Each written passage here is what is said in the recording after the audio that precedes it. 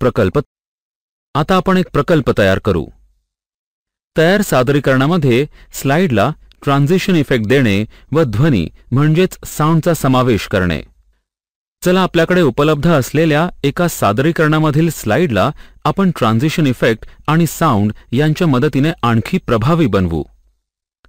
प्रथम सेव्ह केलेले PowerPoint presentation open करून त्यामधील स्लाइड क्रमांक 1 सिलेक्ट करा.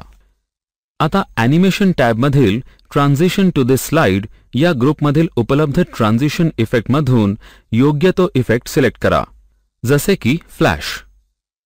आता या इफेक्टचा वेग ट्रान्झिशन स्पीड कमांडच्या मदतीने निश्चित करा.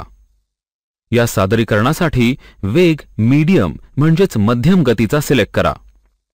ट्रान्झिशन साऊंड या कमांडच्या मदतीने या ट्रान्झिशनला क्लिक हा ध्वनी सिलेक्ट करा.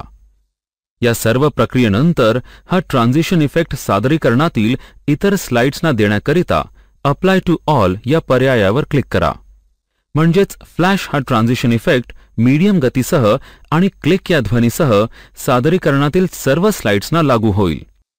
आता सादरीकरणाच्या पहिल्या स्लाइडला सुंदर असे पार्श्वध्वनी म्हणजेच आवाज देऊया. यालाच आपण बॅकग्राऊंड साऊंड असे म्हणतो. इन्सर्ट टॅबमधील मीडिया क्लिप्स ग्रुपमधील साऊंड या कमांडवर क्लिक करा. इन्सर्ट ऑडिओच्या डायलॉग बॉक्सच्या मदतीने योग्य त्या पाथने ध्वनीफीत सिलेक्ट करा.